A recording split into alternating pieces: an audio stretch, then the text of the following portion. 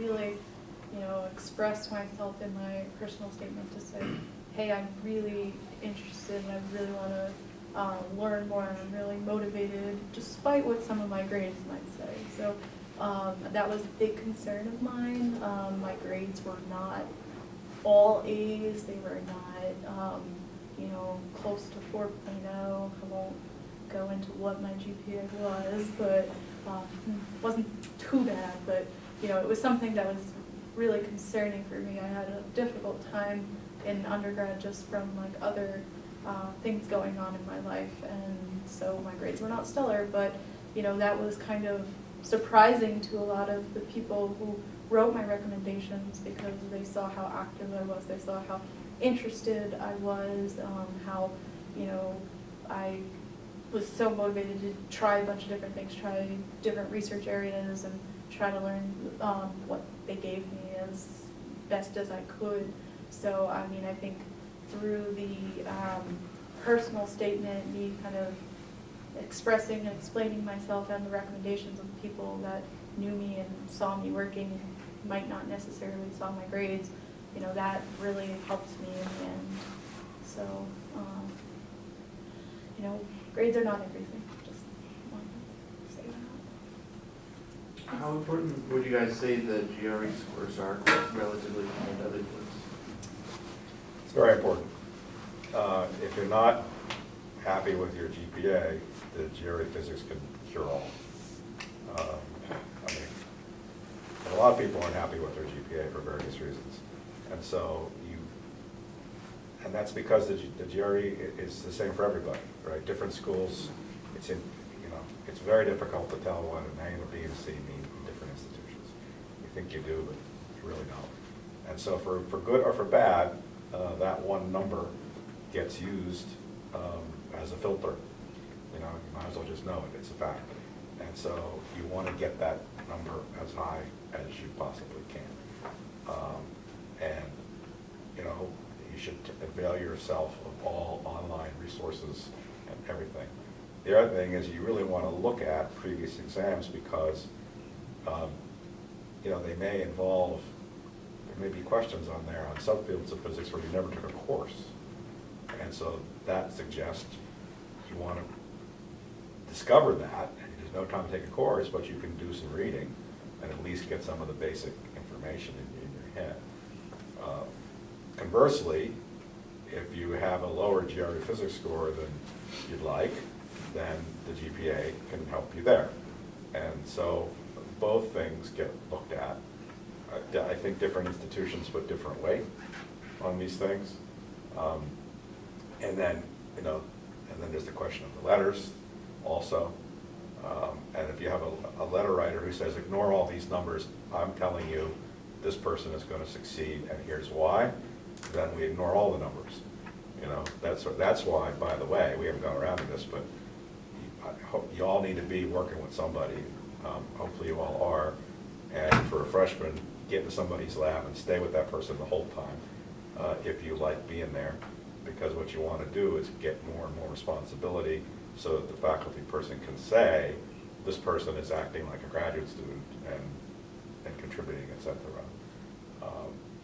And the previous statement about knowing, if the letter writer is writing to someone that they know at the institution, that makes a huge difference too. And so it may be that what you want to do is have that person send a copy of the letter both to the committee, which they have to do through some online thing, and then send a copy to the person that they happen to know at the institution with a side email saying, go talk to the chair of this committee. Right? I mean, in other words, work all your angles, wherever they happen to be. That's what you want to do.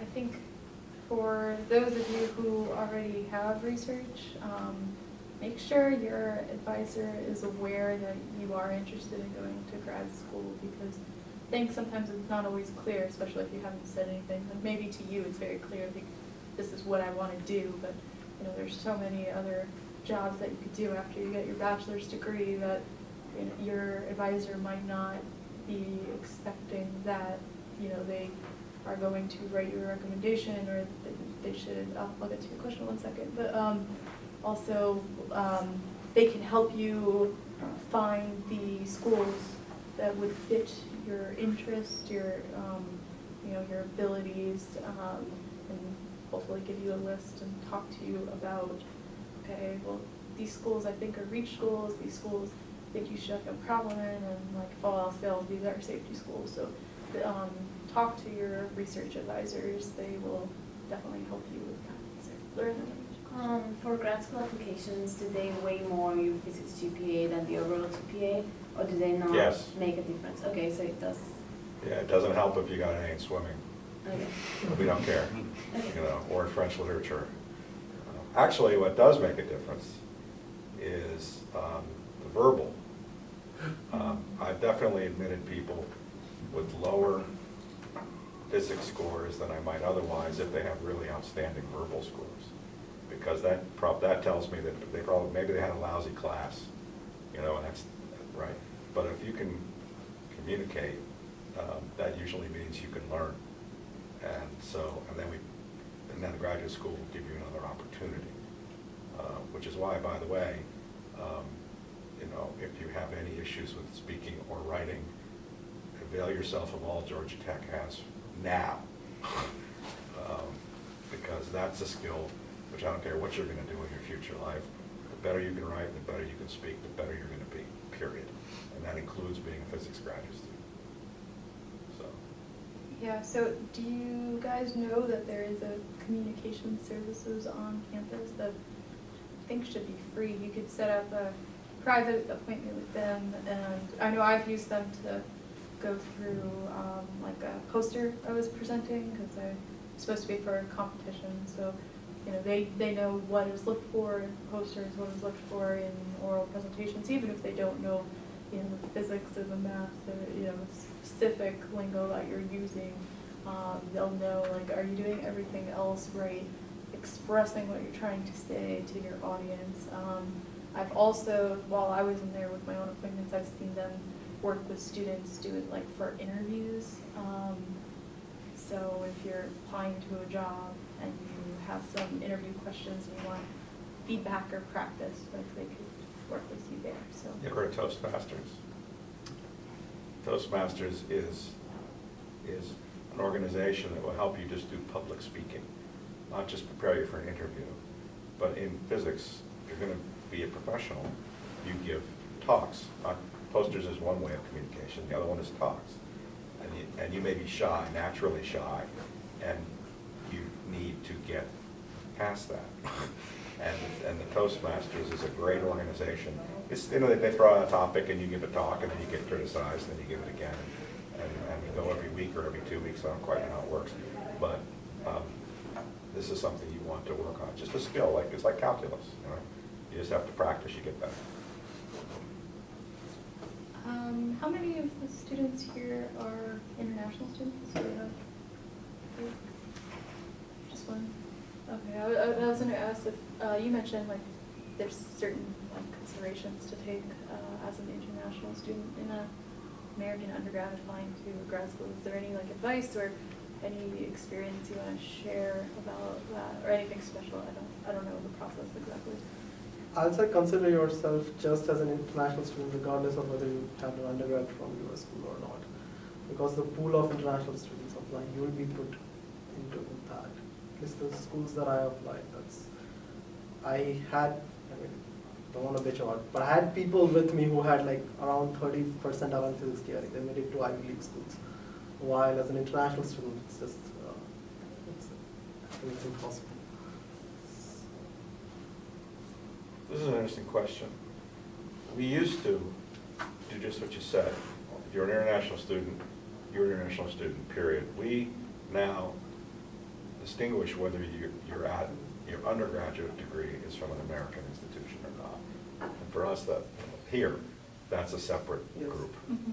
So you're here, and so it's probably better than not being here, I would say. But it's hard to say from school to school what difference it would make. But I think it's an advantage. And the research as here you have as a US undergraduate is something that stands out. I think than other international students, and you have to show that the most. It's not the physics score, it's not the GPA, but you have done substantial research as an undergrad. Most of the US undergrads have.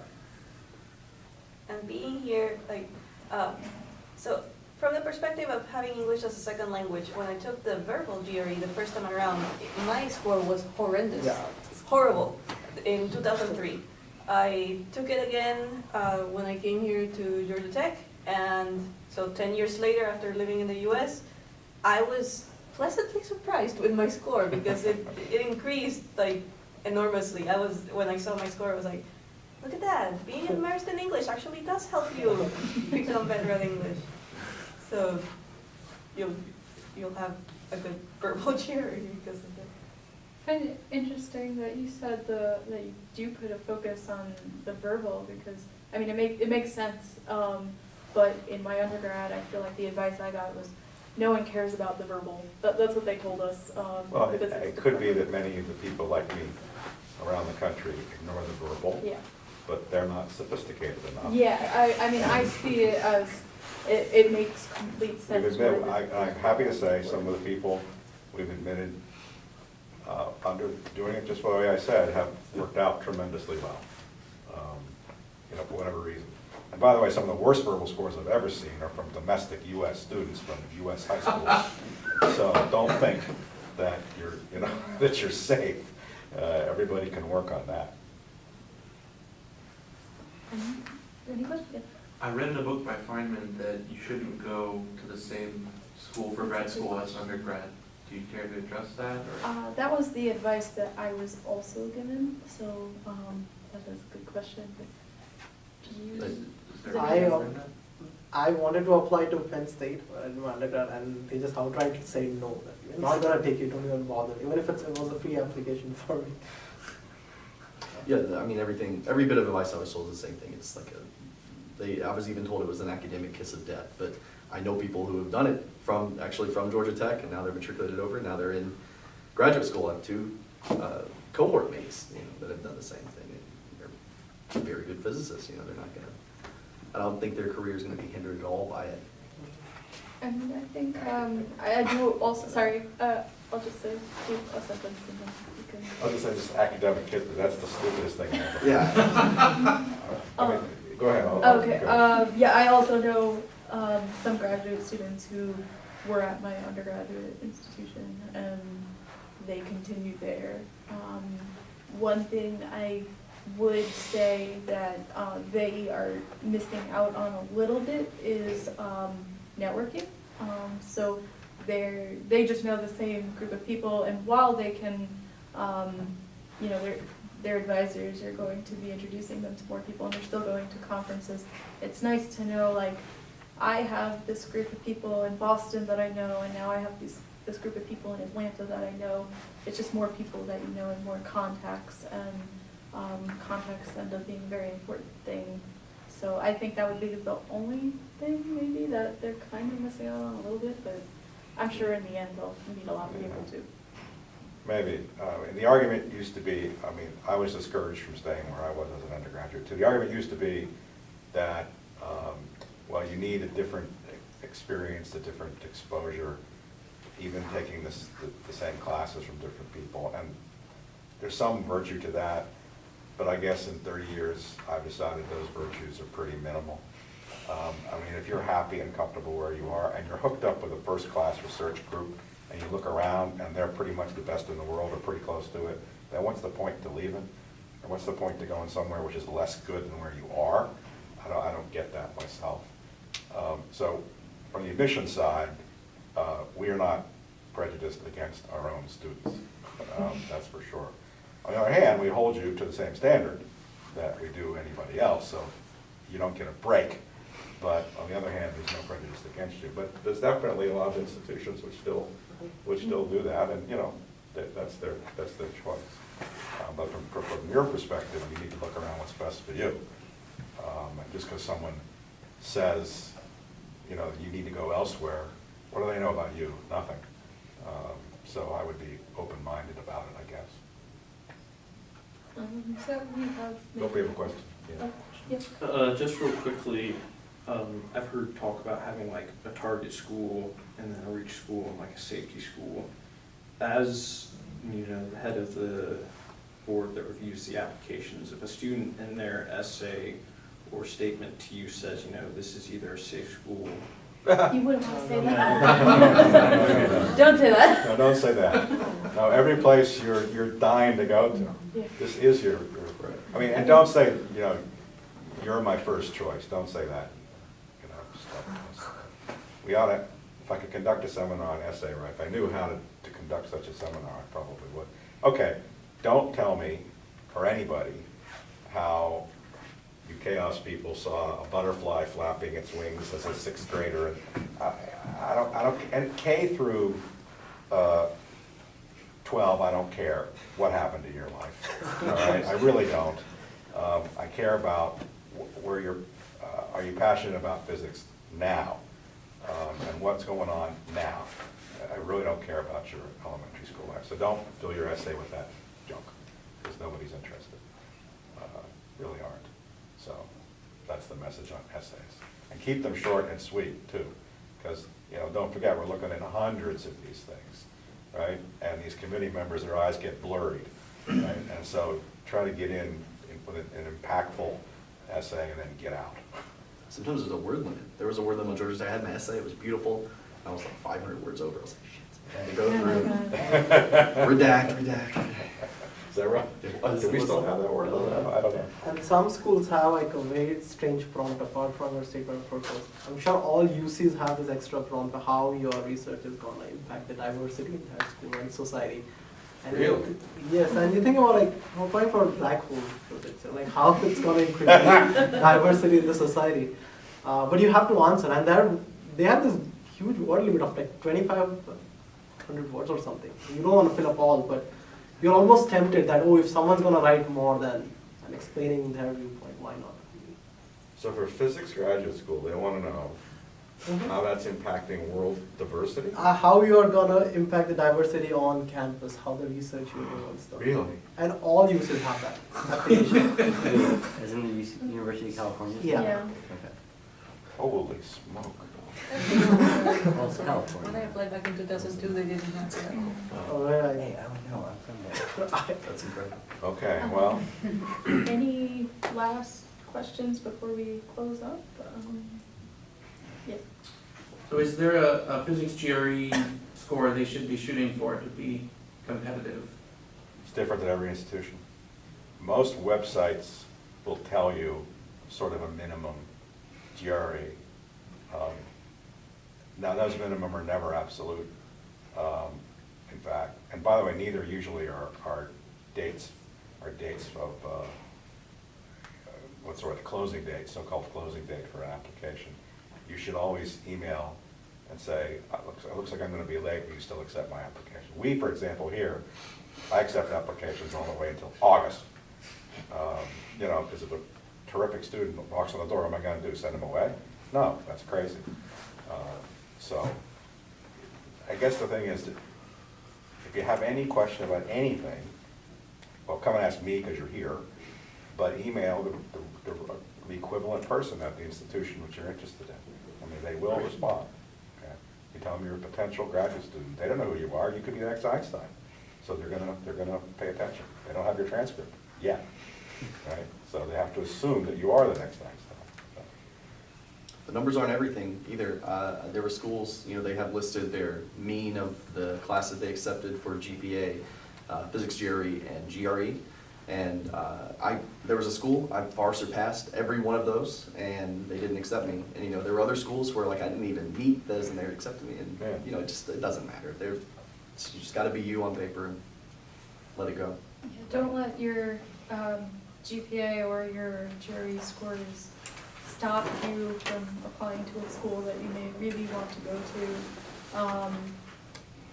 You know, unless it's a time issue and you feel like I don't want to work on another application, but I got to that point, so but yeah, just go for it.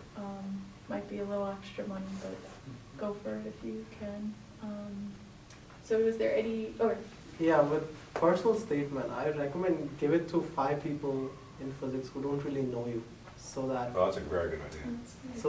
if they can give you a feedback, whether they got bored just by the time they were like 1/3 in your essay, or because your advisor already knows everything pretty much you're gonna write on it. You really want to make it sound. Any other advice? And then a few of us will stick around and you can ask us other questions, but any other advice before we close this up? Yeah, good luck. Yeah, well, good luck. Thank you for coming. Thanks to all of our panelists for giving you their time. You guys are good. Thank I'm gonna you. hang around if everybody wants to come. Yeah, I'll be around for about maybe a half an hour. So if you want to just ask me any other questions you have, feel free. Thanks. I think you can answer the group. Thank you. I think my mind's okay. It's just, I'm not, like global ratings or whatever, I don't know what that means at all. Yeah, there's so much to cover. I mean, I didn't even get through most of it. Yeah. L1 was one, Yeah, and this the session other guys weren't. usually lasts 90 And minutes. they had. I wasn't First guy thought it Yeah, was. but in this case, I think we can mostly. Okay.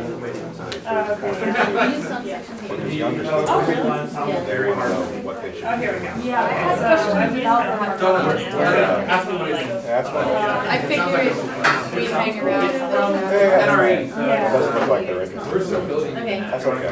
Mechanical engineering. Thank So, you. what does it mean exactly? Or the ones are like explain what a power problem works too, it's fine. I didn't turn it off. So what? You turned it off? No, I didn't.